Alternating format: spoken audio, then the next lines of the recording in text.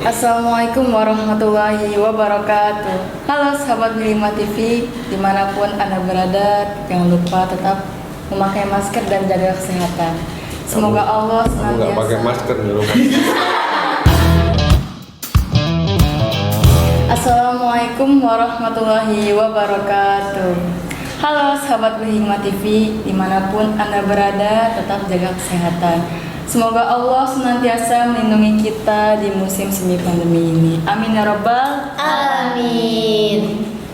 Pada tayangan kali ini kami selaku tim jurnalistik bimbingan Ustazah Marwah akan mewawancarai Ustadz Muhammad Syukron Farda MAG. Assalamualaikum Ustaz. Waalaikumsalam.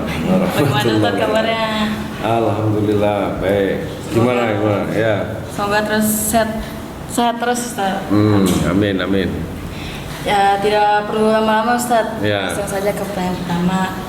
Kan pada awal kami masuk di tahun 2019-2020, Ustadz sudah berada di pondok ini sebelum kami. Kalau boleh tahu, semenjak tahun berapa Ustadz mulai bermukim di pondok ini? Oke, bismillahirrahmanirrahim. Assalamualaikum warahmatullahi wabarakatuh. Waalaikumsalam warahmatullahi wabarakatuh. Selamat bertemu dengan saya. Ini dari tim jurnalistik ya. Ya, Ini masuk program di pesantren kita.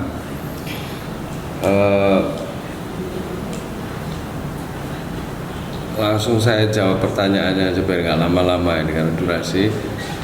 Saya masuk pertama kali di Baitul Hikmah itu berarti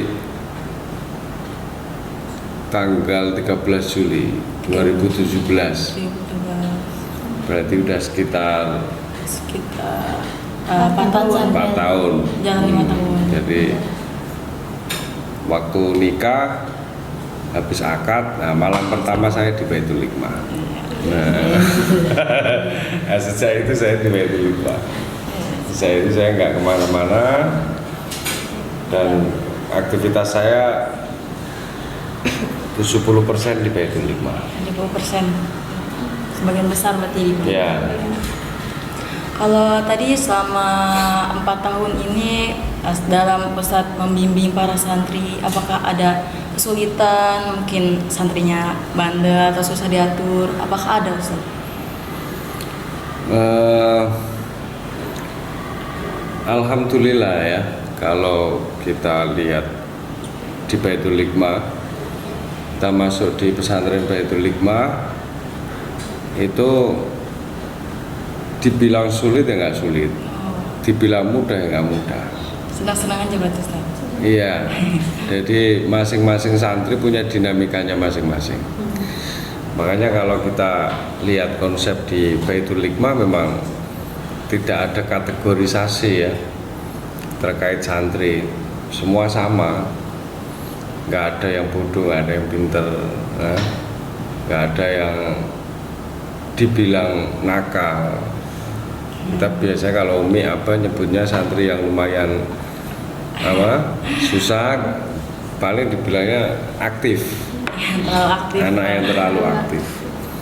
Itu penting ya bagi saya yang belajar di Baitul Hikmah ya, penggunaan istilah-istilah itu akhirnya tidak menstereotip anak, karena pada hakikatnya itu kami di Baitul Hikmah selalu diajari sama Abah, sama Umi, sama yang lain-lain bahwa masing-masing anak, masing-masing santri itu punya keistimewaannya sendiri-sendiri. Adapun ada yang susah dinasehati ya karena belum nyampe. Nah itu kalau di pesantren kita pakai acara pesantren ya didoakan saja. Ya semoga biar jadi lebih baik ya. Amin. Nah bahkan justru santri-santri yang terbilang punya keaktifan yang lebih, itu saya punya optimisme melihat pengalaman ya. Itu kelas 1 super aktif, kelas 2 udah jadi aktif, kelas 3 tambah bagus. Artinya santri di Baitul Hikmah ada kenaikan. Yaitu mungkin kalian juga merasakan itu. Pasti ada perubahan. Iya. Kelas berapa sekarang? Saya kelas 3. Yang lain kelas 2 SMP. kelas 8 ya. Iya. Kelas 8, kelas 9. Pertama kali kalian masuk di sini kelas 7 dengan kelas 8 pasti rasanya beda. Iya, beda. Beda kan? Dari sisi kemandiriannya beda. Lebih-lebih akhlaknya. Kalau masuk di sini mungkin sama orang tuanya nggak, salimnya nggak dicium, ketika masuk pesantren pulang dicium. Iya. Sama orang tua hormat. Nah itu mutiara yang ada di pesantren. Bahwa di pesantren itu orang nggak diajari sekedar pintar, tapi juga attitude, akhlak. Kalau mau pintar gampang, Banyak kesempatan. banyak kesempatan. Di Google lebih banyak. Lo Google. Ya. Iya. Ya kira-kira gitu. Kalau kita melihat santri, konteks santri ya dibilang sulit ya nggak sulit, dibilang mudah nggak mudah. Masing-masing santri punya dinamikanya sendiri-sendiri. Ada yang aktif, ada yang pasif. Nah, semua itu bagian dari keistimewaan masing-masing anak. Yang kesemuanya bisa diolah menjadi lebih baik. Iya. Nah, Ustadz, saya mau bertanya tentang SMA Terpadu Baitul Hikmah nih, Ustadz. Ustadz kan selaku kepala sekolahnya, Iya. apakah Ustadz ada rencana untuk tahun kedepannya mungkin adanya student exchange atau pertukaran pelajar untuk santri? Iya. Pertama-tama kita mengenal SMA dulu. Nah, bahwa SMA Baitul Hikmah itu SMA lain daripada yang lain. Spesial. Spesial. Itu kalau martabak. Tapi ini istimewa. Karena nggak akan ditemui SMA jenis Baitul Hikmah. Makanya saya bilang untuk anak-anak bahwa orang udah di Baitul Hikmah, SMP di Baitul Hikmah, SMA-nya pindah itu minal khosirin. Ya. Bagian dari orang-orang yang merugi. Karena apa? Di SMA Baitul Hikmah satu konsep pendidikan jelas. Nah, konsep pendidikan jelas itu bagaimana? Konsep yang ada target pencapaian menurut saya gitu. Sebelum Pak Menteri Nadiem Makarim bilang merdeka belajar, di SMA Terpadu Baitul Hikmah sudah kita terapkan konsep merdeka belajar. Artinya saya sebagai kepala sekolah, sebagai pengelola SMA itu kita udah dari awal memang menerapkan merdeka belajar baik dari gurunya maupun dari siswanya. Contoh untuk tahun ajaran hari ini 2021-2022 kita mengusung satu konsep pendidikan baru. Dan saya yakin nggak ditemui di belahan dunia manapun konsep pendidikan ini. Istimewa banget. Belum tentu istimewa, belum tentu istimewa. Minimal ini adalah buah dari perenungan saya, buah dari sesuatu yang saya pikirkan, pergumulan intelektual saya selama di masa pendidikan dahulu-dahulu. Akhirnya saya melahirkan satu konsep pendidikan yang mungkin biasa saya sebut dengan pendidikan berbasis karya. Itu mungkin kalau anak SMA sering dengar bagaimana pendidikan berbasis karya itu, bahwasanya semua mata pelajaran yang dipelajari anak dalam satu semester harus menghasilkan karya yang tidak muluk-muluk, akan tetapi itu karya itu bisa sederhana tapi punya kontribusi yang manfaat bagi kehidupan sehari-hari. Maka kalian bisa temukan anak-anak SMA di Baitul Hikmah, karena ini memang jarang saya publish. Kalau saya publish ini, saya yakin berlian ini kalau diketahui banyak orang akan berguru pada Baitul Hikmah. Di SMA Baitul Hikmah, nih saya cerita sedikit. Saya dikira sombong nggak apa-apa, saya sombong. Saya banggain, Mang. Ya. Lulusan 2020-2021, 100% dari siswa kami semuanya keterima di universitas di Indonesia. Ada yang negeri, ada yang swasta. Akan tetapi saya tidak bangga masalah dia masuk ke universitas. Itu perkara mudah bagi saya. Saya bangganya karena dia ketika dia masuk universitas, sebelum masuk dia udah tahu tujuannya. Itu yang sulit, tidak ditemukan dimanapun. Saya masih ingat waktu saya sekolah, ketika mau kuliah saya bingung mau jurusan apa. Bahkan teman-teman saya itu banyak sudah masuk kuliah dia salah jurusan karena nggak sesuai dengan minatnya. Misal dia passionnya ini seorang guru, tapi karena dia minim informasi tentang dunia perkuliahan, dipaksa masuk ekonomi, jadi ekonom. Ya, itu banyak saudara-saudara kalian pasti mengalami itu. Dan itu saya bisa banggakan bahwa alumni pertama SMA Terpadu Baitul Hikmah itu 100% dia tahu apa yang harus dia ambil, studi apa yang harus dia ambil untuk masuk ke jenjang pendidikan setelahnya. Nah itu ya saya menganggap itu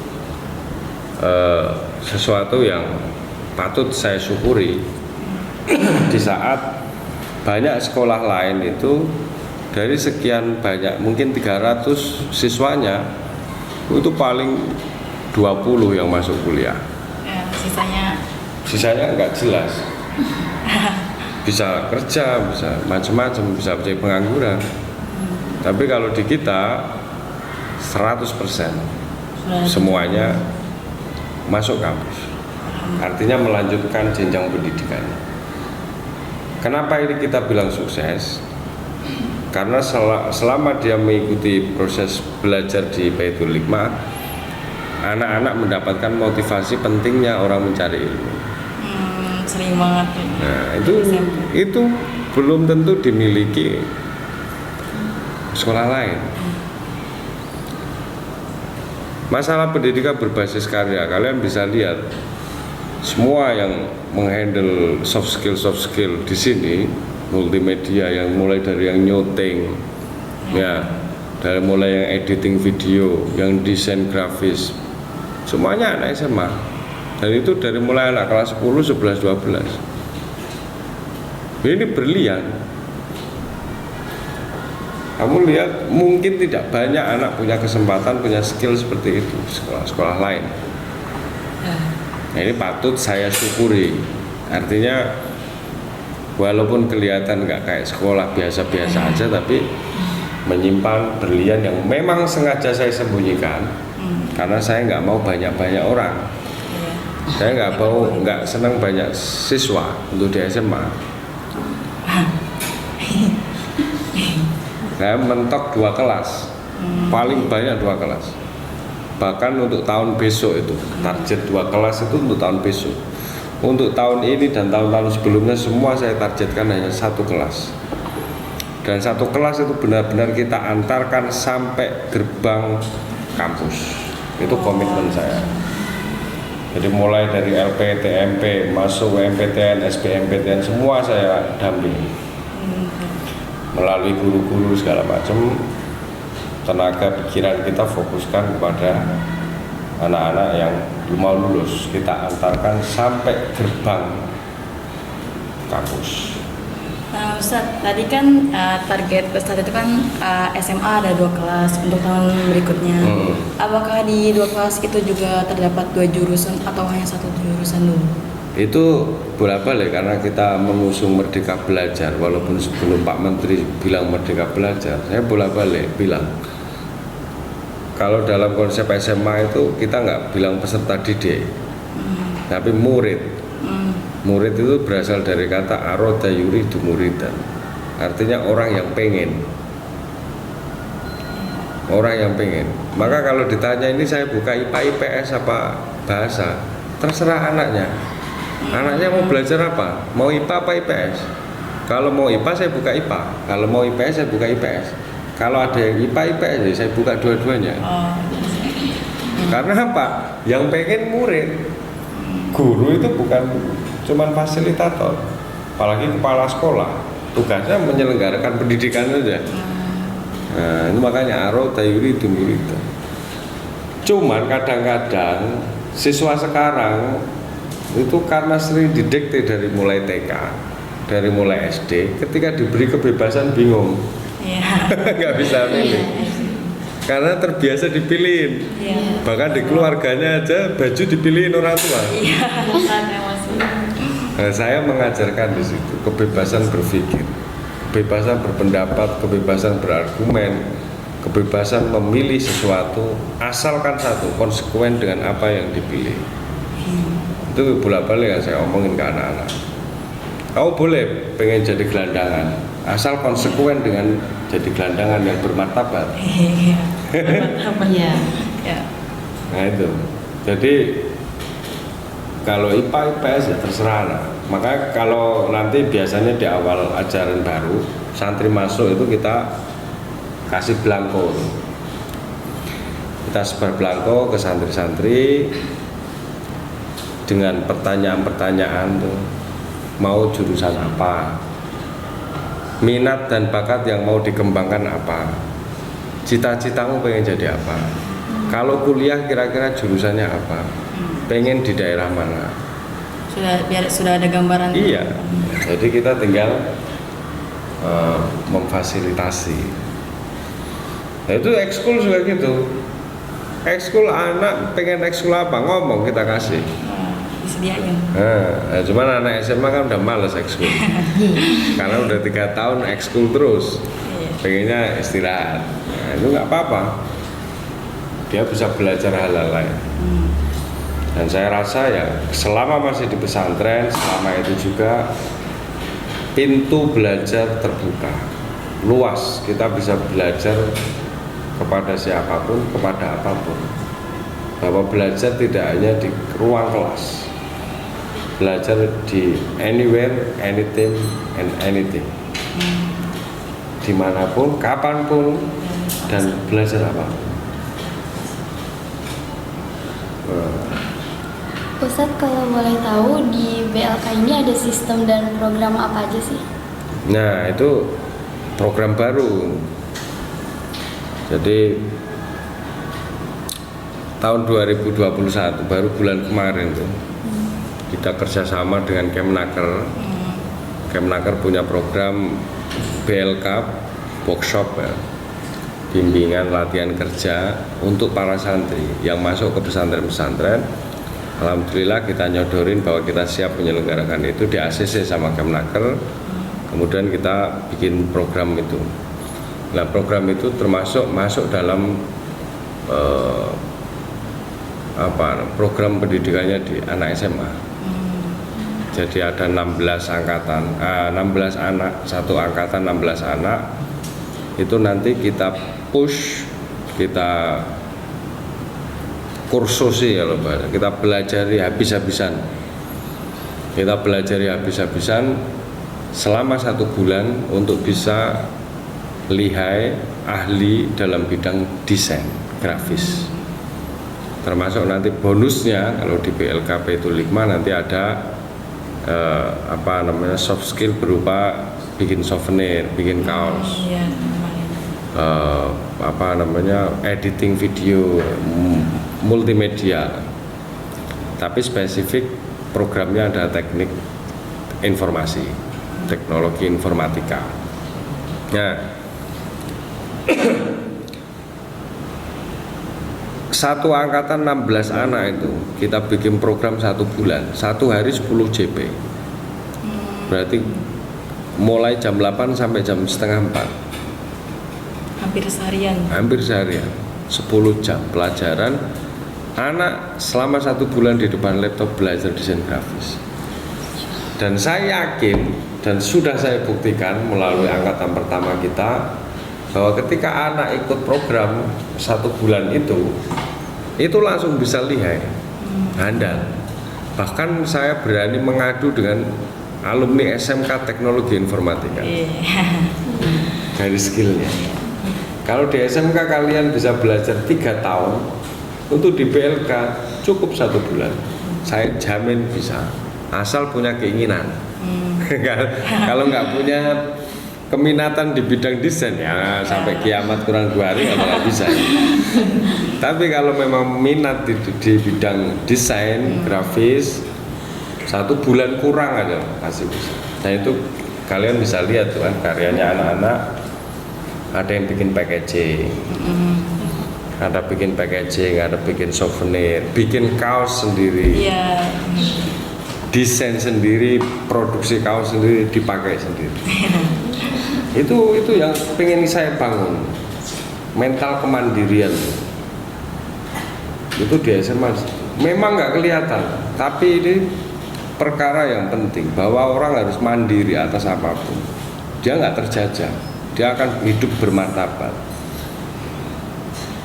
Kalian beli pakai baju, bajunya kamu produksi sendiri, kamu pakai sendiri. Kira-kira lebih keren mana daripada kalian beli dari produknya Cina atau Barat? Ya, sendiri Keren pasti. sendiri. Ya. Mental kemandirian bahwa anak harus dibiasakan untuk berkarya. Itu maka konsep pendidikan saya di SMA ya pendidikan berbasis karya. Karena tanpa karya kita nggak dikenang sejarah. Yang penting berkarya. Ustaz. Iya, apapun itu. Tuh karya itu yang bisa dikenang, orang bisa dikenang dalam catatan sejarah, dalam noktah sejarah itu karena karya. Kita nggak bakal kenal Soekarno kalau dia nggak proklamasi. Kita nggak kenal Nabi Muhammad kalau beliau nggak punya track record membangun peradaban di Madinah, di Mekah. Ya, kita nggak bakal kenal Pramudia Anantatur kalau ente seneng novel, kalau beliau nggak nulis novel. Orang dikenal karena karya. Orang nggak punya karya kayak kucing. Lupa, mati lupa. Ya, apa lagi? Ustaz, kalau boleh tahu, Kenceng dikit suaranya, mikirnya. yang adanya lab perpus itu dari kapan itu? Lab Perpus. Oh, Lab Perpus itu tahun 2018. 18 itu Sudah mulai aktif ini dulu. adanya 2018. Ada. Aktifnya ya 2018 akhir. 2018 selesai bangun kita. Jadi Baitul Hikmah itu didirikan tahun 2015. Mulai ada KBM di Baitul Hikmah, nerima santri itu 2015. Dari mulai 12 santri. Sampai sekarang terhitung 2021 sekitar 250. Itu berarti dalam kisaran waktu 6 tahun. Dulu bangunan depan saja. Saya kesini tuh bangunan depan sama masjid. Yang belakang masih belum ada. Belum ada. Tanah. Belum ada, masih tanah kosong dan itu masih punya orang. Oh iya. Sekarang udah alhamdulillah untuk perpus lab sekitar tahun 2018 itu ya kalau perpus lab kita itu sudah standar SNI karena saya sendiri yang rancang dan sendiri yang bangun itu standar nasional jadi standar internasional bahkan makanya ada ruang penyimpanan, ada ruang lab ruang baca, ada ruang multimedianya. Nah itu udah standar nasional. Standar nasional perpustakaan ya kayak gitu. Nah, masalah pemanfaatan ya terus itu anak-anak. Ya, anak-anak mau baca nggak? Gitu.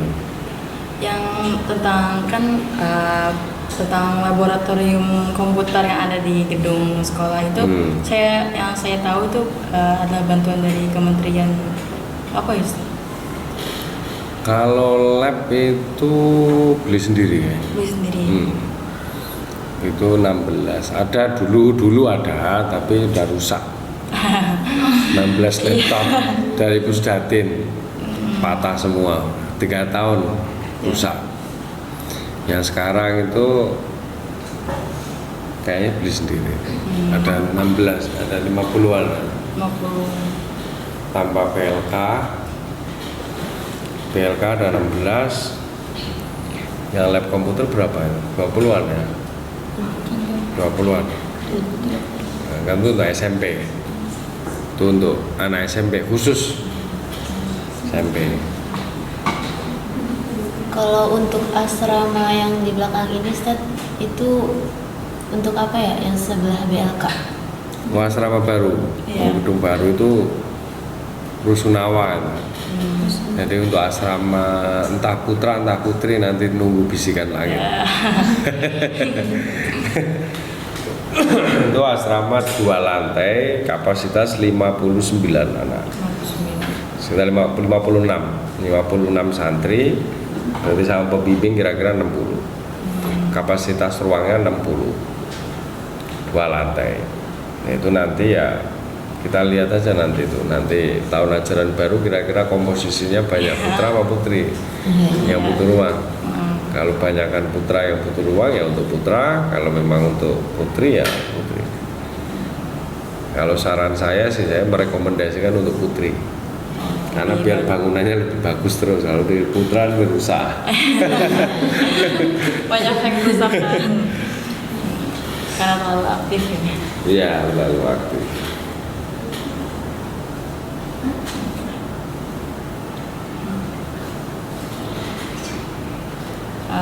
Kira-kira ada pertanyaan lagi nggak nih? Hah? Ada lagi? Dengan berjanji. Ada pertanyaannya? Saya yang tanya kalau nggak ada. Ya udah start ya. Gimana? Jadi jurnalis itu? Ya seru-seru, gampang, suka bikin nyalinya terpacu. Iya. Jadi itu saya bilang sama anak-anak, saya bilang, saya bikin program pesantren kita itu saya awali dulu. Saya berharap penerusnya adalah anak-anak. Iya. Enggak. Saya bisa bilang sama kalian bahwa pengalaman seperti ini itu belum tentu diberikan kesempatan oleh anak-anak selain kalian. Kesempatan kalian, kesempatan untuk merasakan pengalaman langsung. Itu istimewanya Baitul Hikmah menurut saya. Karena saya juga kemana-mana sekolah, di mana-mana survei, kemana-mana belajar, di mana-mana. Di sini salah satu keistimewaan adalah santri bisa punya pengalaman langsung dengan objek, dengan sesuatu yang dipelajari. Itu saya berharap nanti ada lahir Najwa Shihab dari Baitul Hikmah. Amin. Amin. Ada Rosi dari Baitul Hikmah. Karena santri harus mewarnai landscape media di Indonesia. Saya kira kayak gitu. Dan kalian harus tetap lanjutkan terus. Ya. Dan semua perangkat siap, tinggal kalian siap apa tidak. Iya. Insya Allah siap. Ustaz, mungkin pertanyaan terakhir, harapan ke depan untuk kemajuan pesantren itu gimana tuh? Harapan kita nggak muluk-muluk. Yang penting santri bisa tuntas belajar dan menjadi manusia yang bermanfaat. Tidak hanya cukup pintar. Akhlak itu. Ya, bermanfaat. Tidak cukup menjadi anak yang baik. Karena menjadi baik itu gampang, tapi untuk menjadi manfaat berat. Untuk menjadi baik kalian cukup tinggal di rumah, sholat, makan, gak ganggu orang, beres. Tapi untuk bisa menjadi manfaat kalian harus fight, harus survive, harus bisa menaklukkan keadaan, harus bisa kompromi terhadap masalah, harus bisa lebih adaptif. Itu harapan saya cukup seperti ini. Saya bolak-balik bilang saya tidak bangga, nggak muluk-muluk pengen lulusan Baitul Hikmah itu pinter atau menguasai semua fan ilmu, enggak. Saya pengen anak-anak manfaat walaupun sekecil apapun yang dia miliki. Karena itu kontribusi kita terhadap peradaban. Anak bisa ngaji, Iqra, dia manfaat untuk adiknya, ngajari adiknya, tetangganya. Sekecil apapun yang dia dapat harus bermanfaat untuk orang lain, untuk sesama, untuk alam, dan lain-lain. Sudah Ustaz, terima kasih atas waktunya. Nah, sahabat Hikmah TV, sekian informasi yang kita dapatkan dari narasumber kita yang paling keren ini. Masya Allah. Kurang lebihnya mohon maaf apabila ada penyampaian kata-kata yang kurang sopan. Wabillahi taufiq wal hidayah. Wassalamualaikum warahmatullahi wabarakatuh. Waalaikumsalam warahmatullahi wabarakatuh.